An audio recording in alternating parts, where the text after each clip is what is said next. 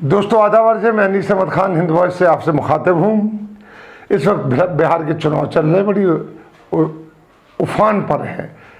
हर party ने जो भी वहाँ चुनाव लड़ रही हैं, जो भी राष्ट्रीय पार्टियाँ हैं, उन्होंने अपनी पूरी ताकत झोंक रखी है, क्योंकि बिहार एक दरवाज़ा सब हो गया कि अगर वो क्रॉस कर लिया तो बीजेपी फिर से सत्ता में आएगी कि नहीं आएगी, आगे जीत सकती है कि नहीं जीत सकती है। कांग्रेस अपनी दांव पे लगाए हुए है।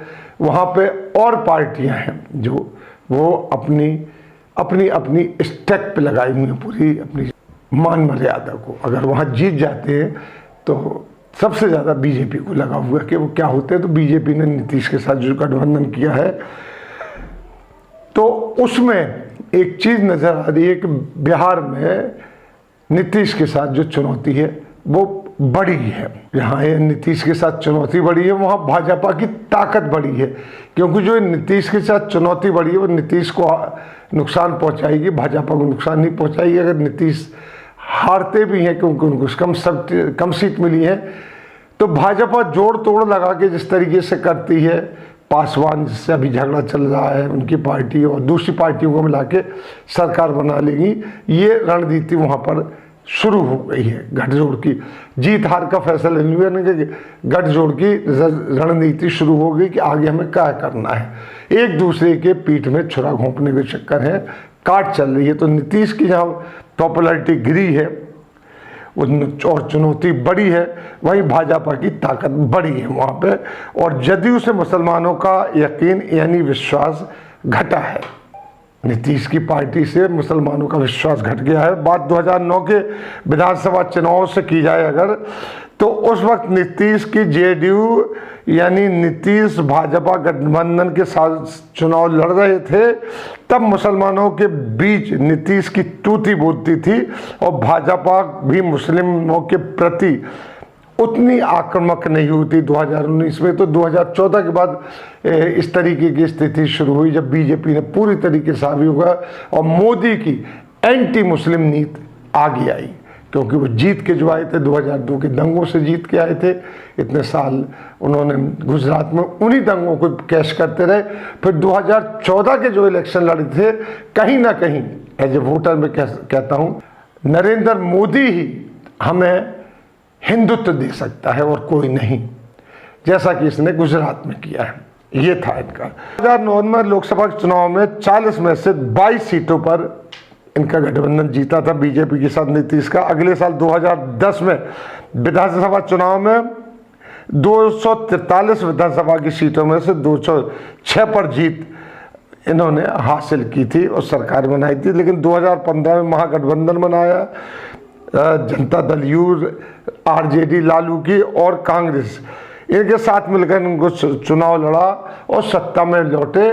क्योंकि जो 17% बिहार का मुसलमान था, उसने लालू की वजह से प्रबल समर्थन इनको दिया और ये जीत के आ गए। लेकिन 2 साल के अंदर ही इन्होंने पार्टी तोड़ दी, बीजेपी के साथ चले गए नीतीश साहब। नीतीश साहब कुर्सी के बगैर रह नहीं सकते हैं, वो भी इंडिपेंडेंट चाहते हैं, तो उसके साथ चले गए। अब ये भाजपा के साथ है। अब भाजपा जो गेम खेल रही है, वो क्या सोच रही है, क्या चूंकि मोदी के नाम पे वहाँ पे वोट पड़ेगा, प्रधानमंत्री के नाम पे वोट पड़ेगा, तो क्यों हमें नीतीश को एक क्रेडिट ने, भाजपा क्रेडिट उसका क्यों ना ले और सरकार भाजपा बिहार में क्यों ना बनाए। लेकिन इस बार नीतीश की पार्टी का जो है वो पलड़ा जो कुछ कमज़ोर चल रहा है, क्योंकि बिहार का मुसलमान कह रहा है कि नीतीश ने पीठ पर छुरा घोंपा है बीजेपी के साथ गठबंधन करके। क्योंकि बीजेपी आप देखिए 2014 से बड़ी आक्रामक हो गई है, आरएसएस साथ में मिली, वो आरएसएस की ही गतिविधियों पे चल रही है, वो तो आक्रामक हो गई है। और 2014 के बाद बिहार में दंगों की एक बाढ़ सी आ गई थी। कभी नवरात्रि के दौरान दंगे होते थे, हनुमान जयंती के ऊपर दंगे होते थे, बेनतहा दंगे हुए और वहाँ से जीत के भी वही लोग आने लगे थे। अब मैं उनका नाम नहीं लूँगा, मंत्री बनाए जा रहे थे जो बिल्कुल खाटी किस्म के एंटी मुस्लिम हुआ करते थे, उनको बनाया जा रहा था। जैसे कि आप देखिए कि एक गिरिराज सिंह है, वो खुले तौर पे मुसलमानों के खिलाफ रहते हैं। कहीं भी मुसलमानों का कुछ हो जाए वो उसके लिए सोशल मीडिया में भी एक्टिव हो जाते हैं। उनके लड़के का नाम आया था। अब उन्होंने असम में जो मदरसे बंद हो रहे हैं तो इसके ऊपर भी खुशी का इजहार किया है। वो खुलेआम कहते हैं कि इनको बांग्लादेश भेज दिया जाए। वो पाकिस्तान नहीं भेजते, बांग्लादेश भेजते मुसलमानों को। और उनकी जो मुस्लिम दुश्मनी, वो कहते हैं कि हम इसी पे जीत के आते तो इससे क्यों डिगे। उन्हीं को वो जीत के आते हैं बिहार से और उनको मंत्रिमंडल में जगह दी जाती है और बिहार के चुनाव में वो एक चेहरा होते हैं भाजपा का। तो इन सब बातों से जो बिहार का 17% का मुसलमान है, उसका जो नीतीश का जादू वहाँ चलता था वो धीरे धीरे कम हो रहा है। और अब जो बिहार में गठबंधन की कमान है नीतीश की और भाजपा की, वो पूरी मोदी के हाथ में सौंप दी गई है। ये लाइन ऑफ एक्शन वैसे अमित शाह का था, लेकिन अमित शाह तो इस वक्त ज़्यादा एक्टिव नहीं हो पा रहे हैं, लिहाजा ये, लेकिन उनकी ये लाइन चल रही है। 2019 के लोकसभा चुनाव में मोदी एनडीए को 40 में से 39 सीटें जिता के लाए थे। लेकिन उसके बाद जो चुनाव हुआ उसमें विधानसभा का, उसमें मोदी जी ने बड़ी ज़बरदस्त मुक्की खाई थी बावजूद इसके की।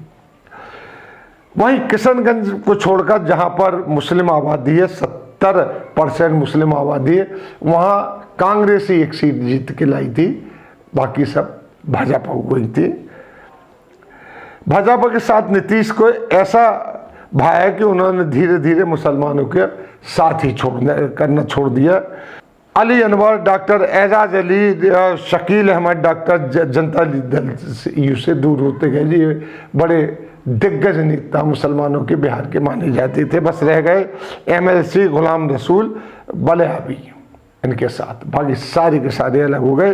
कोई बड़ा बड़ा मुस्लिम नाम अब नीतीश के साथ नहीं है। इसी पर JDU के जो KC त्यागी का कहना है, और ये आरोप लगाते हैं अब कि मुसलमान को काम नहीं, नारे चाहिए, और हम काम करते हैं। बिहार का मुसलमान ये पूछता है कि नीतीश ने क्या काम किया है यहाँ पे। कागजों पे तो बहुत काम होते हैं, लेकिन प्रैक्टिकली क्या काम किया गया? दंगे रुकवाए, दंगों के आरोपियों को सजा दी गई, वहाँ पे कुछ नहीं हुआ है नीतीश पर। JDU का किनारा किए हुए अली अनवर का कहना है कि उन्होंने JDU में भाजपा की घुसपैठ की वजह से गठबंधन से अलग हो गए, यानी JDU से अलग हुए, और बिहार के मुसलमानों को NDA में नीतीश की वापसी से उन्हें ठेस पहुंची है बाकायदा। अली अनवर आजकल अखिल भारतीय पसमानदा मुस्लिम समाज के जो महाज के नेता हैं, वो उनका काम देख रहे हैं, उसी को लगाए हुए हैं। बिहार में इसकी अच्छी पकड़ है। अब आगे देखते क्या होता है। तो हम लोग रिपोर्टिंग कर रहे हैं कि जो बिहार की स्थिति चल रही है, आगे जो रिजल्ट होगा वो हम आपको बताते रहेंगे। इसी के साथ हम लेते हैं विदा, अगले लिंक में फिर हाजिर होंगे।